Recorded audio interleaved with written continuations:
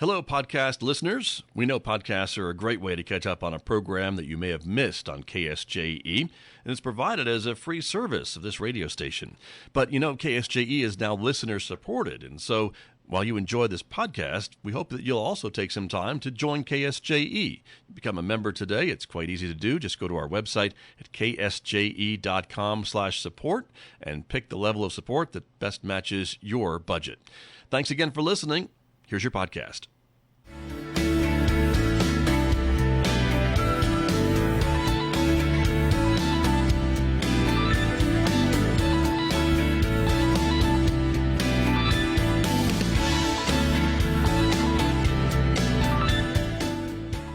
11 minutes past 8 o'clock. It is Thursday morning, the 12th day of February, 2026. Good morning, everybody. I'm Scott Michlin. Thanks for tuning in to KSJE, 90.9 FM over the airwaves here in San Juan County, New Mexico. In Durango, Colorado, our frequency there is 103.3 FM, and if you've tuned in to hear my voice from anywhere else on planet Earth, you've probably gone to our website to do that, or maybe you're using the new KSJE radio app. It's great to have you all with us this morning. Also want to welcome our viewers who are able to watch this program. The video is streaming out live to the KSJE Facebook page and also to our YouTube channel. So welcome everybody. So glad that you are with us this morning, because coming up, we are getting an update on economic development here in the region. Tim Gibbs from Four Corners Economic Development is my guest. We'll be talking with him in the next few moments right here on KSJE. Then later on this morning, we'll be getting an update from our friends in Aztec about the very brand new Aztec Downtown Association, talking about what the new organization hopes to achieve for downtown Aztec and much, much more. Stay tuned for that coming up today, 8:50 on KSJE. At 9:06, we'll make way for Mick Hess, Roving with the Arts, our weekday classical music program. A reminder that you can also connect with KSJE on other forms of social media like Instagram and Blue Sky and X.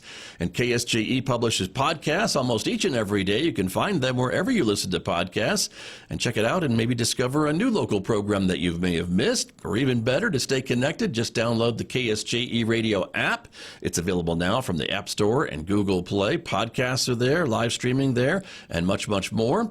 Take us with you as you're on the go. Outside our studios at San Juan College this morning, after a few showers overnight, 36 degrees at the moment this morning, and we are expecting a partly sunny day today. Today's high 58 in Farmington. It'll be 37 with partly cloudy skies tonight. Then for Friday, another 50% chance of rain showers in the forecast for tomorrow, with a high of 49 on Friday. 36 overnight with a slight chance of rain, then clearing up and sunshine on Saturday, 53 for a high, partly sunny 58 by Sunday, 60, possible by Monday before another round of showers comes in, Monday night on into Tuesday, and maybe stretching into Wednesday. I'll be back with my guest from Four Corners Economic Development right after this on KSJE. KSJE is supported by San Juan Regional Medical Center, your community hospital serving the Four Corners.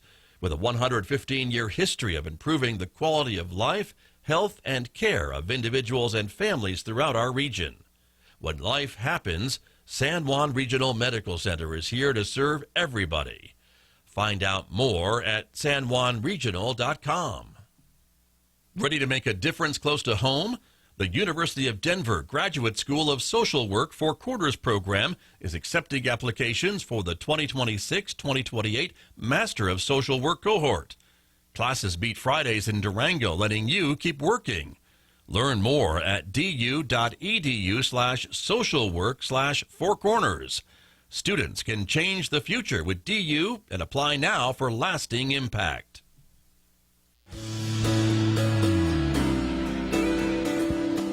Now back to Studio A and the award-winning Scott Michlin morning program on KSJE. My guest on the program this morning, as I mentioned earlier, from Four Corners Economic Development, Tim Gibbs is here for his regular visit with me. Mr. Gibbs, good morning. Good to see you. It's always good to be here. Thank you. Thank you for coming in. You're a busy guy. I know you had a bunch of things going on recently. You've been making the rounds to talk to some of the county and the cities in the area. Your partners, I think, with Four said, right? Yeah, and that's important. Yeah. It's even San Juan College and a few other ones as well. Sure. We're a force multiplier, but the only way that works is if you have partners. Mm-hmm. If you have partners and you align yourself and you support their initiatives and they support yours, and you can do good things for the community and for the people. So usually at least once a year, we try to do it twice a year. Mm-hmm. We try to get in front of our elected officials and our partners to give them an update about ForceEd. Right. We tell them what the year's been. We tell them what we've been working on, the successes that we've had, and then we prognosticate and talk about the things, what we think is to come. Yeah. And then on top of that, we also try to use it as a reporting period. We do business retention and expansion interviews. Mm-hmm. So every year we get at least in front of 60, 70, 80 companies and sit down with them and say, tell us about your business. And we got some set questions, and then part of it's open-ended as well. But what it does is it gives our elected officials a pretty good prognostication or indicator of where the business community is. What's their biggest issues? What opportunities are out there? What are they seeing that potentially elected officials and policy decisions could be made upon? So we give that report. And then we have a new initiative we've talked about. We've used the word housing for the last couple of months. Yep. We're talking about getting started on a housing coalition, which is a public-private group, to work towards housing. Because on our BRE report, the last 2 years, the number one and number two issues that our businesses have told us about has been workforce and housing. And they're linked. Right. I mean, if you're going to sure. bring workforce, you're going to keep workforce, they need a place to live, and they want a place to live that they can afford, they can raise their family, and they can feel good about. Yeah. So it is important to get in front of our partners. It's important to give them timely, pertinent information, and it's important for us to show what we're doing and also prognosticate what we think the year ahead's going to look like. Sure, exactly. And they're not only your partners, they're members too, right? They Aren't are. all these entities members of ForceEd? And so that's important as well. And funders as well. Right, to keep the conversation going. So that's important. Speaking of which, earlier this week, you had your quarterly breakfast for some of your members and others. It was kind of energy-based, I think. Your guests were all from the oil and gas industry, talking a bit about their, I guess, thoughts and maybe projections as to what the year might bring. Tell us a little bit about that. Well, we had to put 3 extra tables. So we had 24 more people than we thought. We Okay. thought we were going to have 180 people there. So I think we were pushing 200 people down at Civic Center today. Right. So it was a big crowd. Mm-hmm. But there's some reasons why today was important. Mm-hmm. We talked historically about gas and oil, but most people in the room had lived it. So I don't know if that's the most pertinent point of it. Okay. But then we were talking about where we are today, where the country is, we're on power, and what position we are in. Gotcha. And for the most part, you've got the San Juan play that's been here for 100 years, and then they talked about the Mancos as well, Right. which is new, a little bit farther north. It kind of straddles the border between Colorado and New Mexico, and the capacity of that. There's more gas up there than we've ever taken out of the ground in the San Juan. Right. And then they were talking in particular about the type of wells that they're drilling up there, and they're very unique. They're very deep, and the laterals, the horizontal drilling, is pretty extensive. But what that does is it drastically lessens the footprint of gas and oil on the land. Mm-hmm. You don't have a well within sight. They're spread out because some of these laterals are 2 and 4 miles long, for the horizontal stuff. Right. So like one well installation, as it were, can cover a larger amount of geographic territory, sounds like. Tremendously. Right. In fact, one well that they're doing now is the equivalent of anywhere between 10 to 15 wells. Of the old style. Of the old style. Yeah. But yet it's only one single footprint. Mm-hmm. So it's better on multiple fronts. Right. It truly is. And they're more efficient on what's coming out of the ground as well. But historically, at the peak, this region was producing about 4 billion cubic feet a day of natural gas. Now we're about 2. But the pipelines and such are sized for the 4 billion of the peak. Right. The Mancos and what's coming on it may not get us all the way back up to 4 billion, but it could. But the pipelines and such are already here. There's capacity. There is for that. Okay. And then we also shared with folks the fact that something that Four Corners Economic Development and other organizations are working on is the use of that asset here as well. Not just having to ship it out to the exchange, not having to send it to all of it to be exported as liquefied natural gas or to California or to the Gulf and those type places. The in situ, in-place use of some of those assets. Right. We are seeing opportunities, and it's not just data centers, it's just people that need large consumption of power, of people looking for natural gas as a building stock or as an energy source to make things out of. Sure. Now, your guests at the breakfast were pretty heavy hitters from the area, if I do say so myself. They were. Lagos Energy, Welsh Engineering, and Marion Oil and Gas. So those are the folks that were sharing this message with your audience. And that's important because these are local companies. Right. These are people Right. that chose to build and operate and put their headquarters and hire people and here in this community. And they were talking about this opportunity of what the existing San Juan and then the new Mancos is going to be for the next 15 years, maybe 20 years. And it's significant. And for business owners and for people that own things and for people that want their kids and their grandkids to be able to live in the community they call home, this is important. Because while we may and will have diversification of different things, we still are an energy community, and there's still a growing cornerstone that's going to grow on a pretty lateral, it's going to be an inclined plane, but it may not be the up and down of boom and bust that we've seen in the past. And some of it's just the nature of the wells themselves, that they're so deep and they're so different than the type we've had in the past that you have to plan it out. Right. So they're planned out for the next 5 years, and they're probably planning out for the next 5 years and the next 5 years. So it gives a more solid projection of where we're going and how and what the impact will be for the community. Sure, sure. And I guess, too, as you mentioned, if these wells are more efficient, that means that they can probably keep working, keep producing, even if the price drops.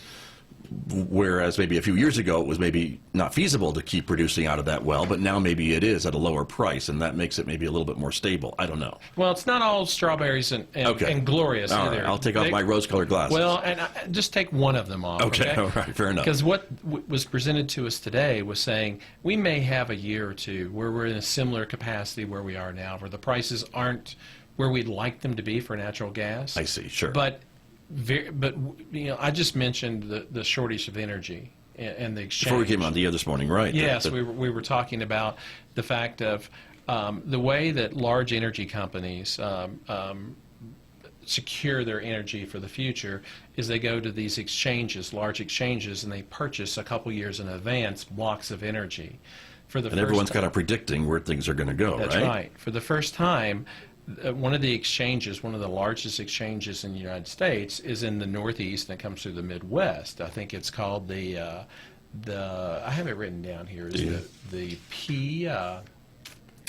I think it's the PJM. Right. Okay. And the auction they had for energy blocks for 2027 for the Northeast quarter and part of the Midwest, they didn't have enough power.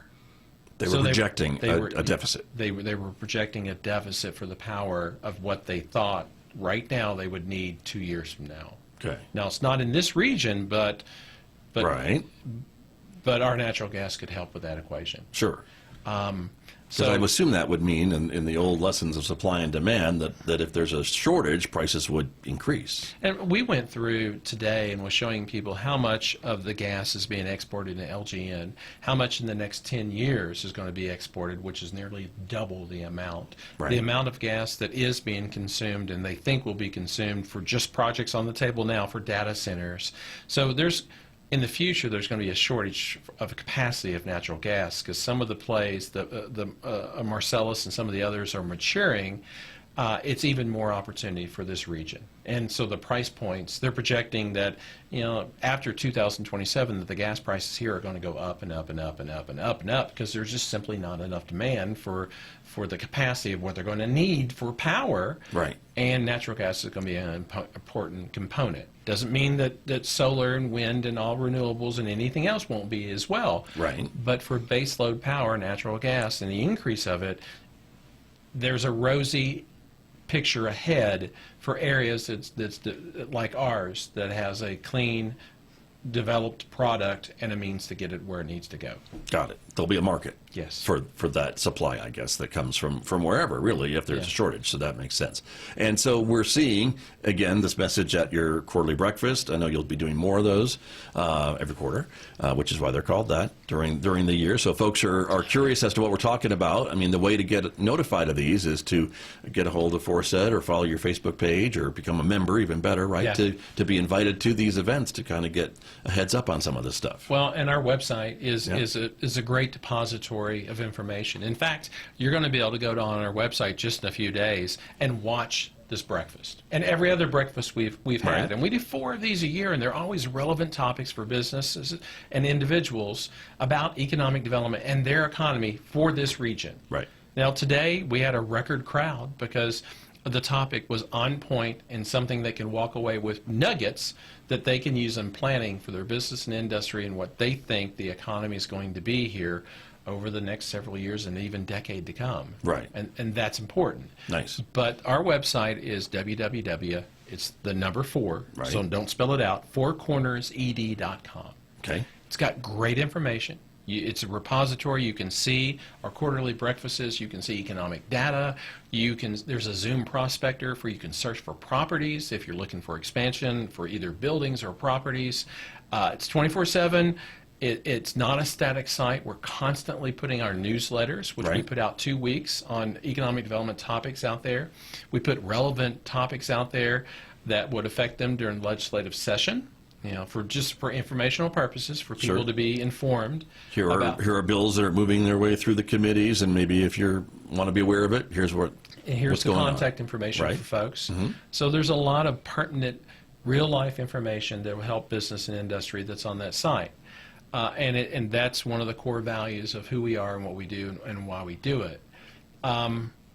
There was something else, though, that went on yesterday that I'd really like to talk about just for a few minutes. Sure. Because I think it's directly related to this conversation Okay. about what's going on in the Mancus and what the future looks like. There's a new company in town called Gore Nitrogen. Right. And nitrogen is an active ingredient that you can use for injections to stimulate production of oil and gas. Right. And Gore Nitrogen is an Oklahoma-based company that's opening a new facility and building a new facility in Bloomfield at the Animas Business Park there. Nice. They had just yesterday 2 hiring fairs. 2 days ago. No, Tuesday. yes. It's Thursday morning. Yes. So 2 days ago, right? They had here at Salmon College. Yeah, they had actually. 2. They had one at the School of Energy and one down the Hutton Street South Campus, we call it. Yeah. Yes, Right. South Campus down there. And I'm going to give out a web address for them as well. Sure. Because they're looking for talent. They're looking for things like Class L drivers, equipment operators, engineers, and just people that want to work in gas and oil's got some experience. Okay. But there's one.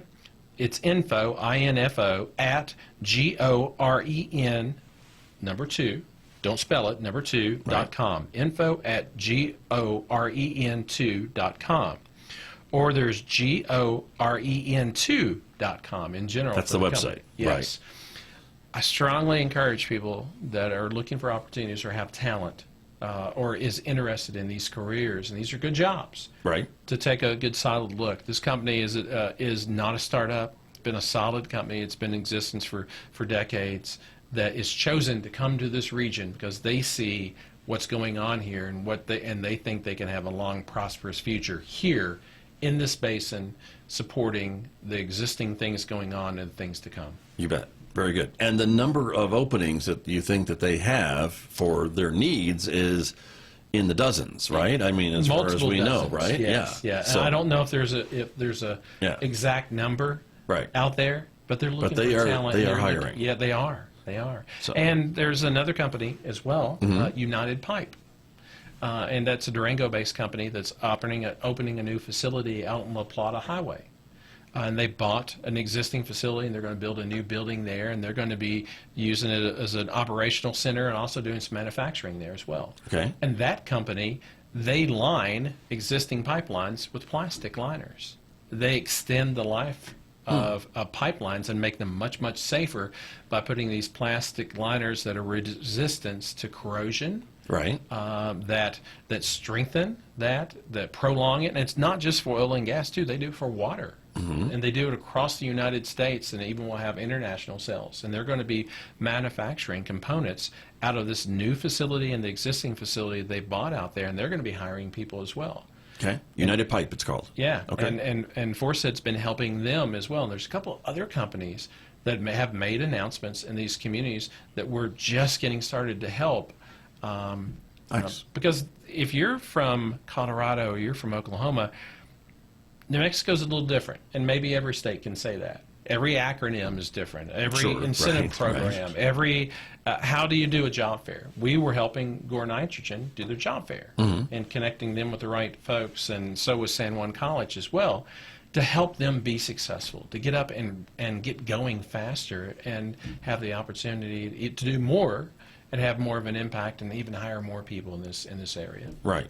Exactly. But again, these folks know something is going on, know something is about to go on, and so I think it behooves all of us to pay attention to what you're saying and what these companies are doing in the area, because we know that in the past, as you said, we've been an oil and gas and energy community for 100 years, and a lot of proceeds from oil and gas and the generosity of the folks involved in that industry has helped build a lot of things we enjoy by living in this community.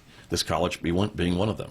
No, completely. And we're in the midst of a legislative session. And there's always going to be hard conversations when you have competing political factions, so to speak. Viewpoints. So, yeah. How's that? That's a nice way to put it. A little more diplomatic, yes. Yes. Okay. But we're optimistic on where we are. Now, we think one of the big plays for us is using these assets here, showing people that they can have a competitive advantage by taking some of these raw materials, taking those as feedstock for manufacturing, and actually building things here. Right. Not having to transport these things to a far-off coast or ship them to Asia. And I'm all for that as well. Right. As part of the all the above answers. But for our community, if we can, here's one example. If someone's lucky enough to buy a Ferrari in the United States, one of the oils that's specified for Ferrari is Pennzoil. But the oil they specify is made from natural gas. It's not petroleum-based, made from natural gas. Got it. It's supposedly the cleanest, best lubricating oil in the world. It's actually used now in a lot of hybrid vehicles and electric vehicles as well, just to reduce friction in bearings and that type of thing. That oil is made out of natural gas. Where else could they possibly produce a product than right where the product is coming from, where we don't have to pay the money to transport it through these pipelines and through the exchanges and different things? Many times we actually we're cheaper, our gas is, than other places in the United States because we're farther away from where it needs to go. Right. So if we can find means and methods of using the products, and there's other products as well, even CO2, there's several things that we have competitive price advantages for in segments of manufacturing economy where we can use our assets here for the people that are here for the economic to make the economics work even better for the companies. Sure. Right. And again, I would think that is something that would be an easy sell to people, but it's getting the right people, I guess, to hear that sales pitch, right? To be able to get them to say, oh, yeah, we should do that. Easy may not be quite the right word. Okay. All right. It's an opportunity. Sure. Every day, Four Corners Economic Development has to compete with about 2,000 organizations around the United States, primarily, that are doing something similar. Right. So every day that we're not building relationships, that we're not strengthening our argument, our opportunity, and marketing to people locally, regionally, statewide, countrywide, and even internationally, is a day that we're probably losing out to somebody else. So I don't know that it's easy, but the only way that you can bat for average is get to the plate. Right. True. Well, and get that message to the people that need to hear it, I guess, too, that are in that position to make a decision about let's look at this community. Let's do our due diligence and check it out and see if the natural gas supply is as cheap as it looks like on paper. And let's see if we can't find the workforce and find the property and do all that. And that's where you help all these folks that come to you, I think, on a fairly regular basis with these questions to say, what do you got? Yeah, exactly. And show me. And let's see if the numbers work. Well, back to that BRE report, Right. The number one and number two thing was workforce and housing. We're taking a step towards the housing. Right. We think a public-private, and there's some examples of some other communities in New Mexico that's made substantial progress working together, bringing together the public and private together, creating things like land banks, and then applying for funds and such, helping people get their credit right, where they can qualify for things, getting people that are paying as much rent as potentially as a house payment, into house ownership and then getting the stock, repurposing lots and different things in the city and different places that need to be redeveloped. There's just so many different parts and pieces that can be aligned when the public and the private can work together. But the second thing, and one thing we're going to have to talk about in the next few months, so we're also doing a workforce study. And I know that's not the type of things that keeps people up excited at night, but our workforce study is different. Not only is it going to identify the number of workers we have, but it's going to really get into the attributes. And it's going to get beyond just the number of certificates they hold, but it's going to get into what they do, what they can do, and what some of their backgrounds are. Because you can go into a lot of folks here in rooms here and say, how many of you know how to weld? And you'd be surprised how many people raise their hand like, yeah, I can lay a bead down. I know how to do that. Right. Then you ask them how many of them are certified in it, and the hands go down. Right. So there's attributes in the workforce that may need to be capitalized or built upon for a competitive advantage of people looking for talent that need some help. Right. How do you know that until you survey and compile that data? And then not only do we want to compile the data, but then we want to flip it into something we can use to market. We want to be able to tell our story. We may be a little different and a little bit, I don't want to say behind, but people still want a job. They still want a career, just like they did out at the mine or just like they did out at the power plant. Right. They want a living wage job that they can make into a career they can raise their family on. They're looking for those opportunities.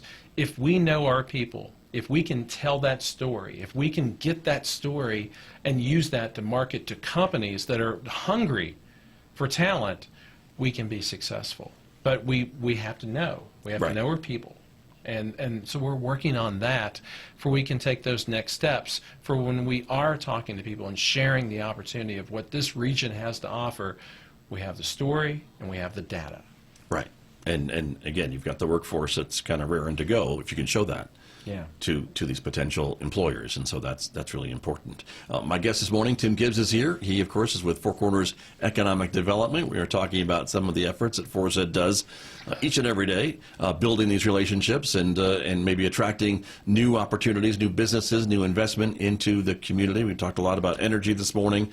You mentioned data centers, and I know that's a big issue these days all across the country. Yes. Certainly having enough energy to run these is important. I know there's another issue about water. That's always an issue, too, about keeping them cool and keeping those giant computer servers and everything running. And so that's got to be an issue for communities throughout the desert Southwest, right, to make sure that you're not overextending yourself with some of these water requirements that some of these need. But there's also some recycling potential as well. Well, let me start off from the 3,000-foot level first. Not all projects are good, not all projects are bad. And I know that's a silly statement to say, but you're looking for projects that fit your attributes and your community and fit what your community wants and can support and is in favor of. Right. Now, we are an energy community historically, but we also have to be good stewards of not just our environment, but also the assets it represents as well. And business and industry is learning these lessons. They're learning how to communicate with the public better about their projects. They're learning that these finite resources need to be honored. And so if water is a component of it, how can you recycle? How can you use process? How can you use things that actually will help the environment rather than be a detriment towards it? Right. When we see projects, we're looking at it holistically. We're looking at it, what is the positive impact for the region and for employment and investment, but also what the impacts would be, both environmental and the best use of assets as well. So you've got to look at every single project under that magnifying glass. Right. Not good, not bad, but show it to me, prove it to me, and see if it's a good fit. That being said, even what we've seen for data centers in the last year has changed. Now there is more of a focus on recycling assets. There is more of using technology and different ways for cooling. I mean, there's people talking about putting data centers in space because of the cooling. Because right? of the cooling, because of the solar component. Right. Then free energy almost, right? More or less. Well, it's expensive to get it there, so it's True. not quite free. Well, no, right. But once you get it there, I mean, there's no clouds, so your solar panels are in direct contact with rays from the sun, I would think. And we're already seeing, too, that for behind the meter, for people talking about generating power from natural gas in particular, or solar, since we have some large solar projects going on, too, here. True. That it's not just data centers now. Just because of the shortages that may be out there in the projected future, which we talked about at the breakfast. Right. That there's going to have to be some creative solutions for energy. So it may not be data center, but it may be manufacturing. It may be different things that needs to be able to make power. Right. And do it in a way that's environmentally as friendly as possible, and also has a predictable, solid cost allocation over a number of years. That they can hedge the prices and do those things for they don't have the fluctuations of up and down, up and down, up and down, which many people think may be coming because of the shortage of baseload power over the next 15 to 20 years. Right. Which people are trying to plan for and adapt, I guess, Yes. and be ready for it. So that's important as well. Yes. Well, Tim Gibbs, we are out of time, I'm sorry to say, but it's always fascinating to talk to you and be able to pick your brain a little bit and hear what's on your plate and what you're doing at Force Ed, and I appreciate you sharing it with us. I'm always happy to be here. I know we covered a lot of topics today, Yeah. but they're relevant to the business community and to the people that live here. Very much so. Appreciate it very much. We'll see you next month.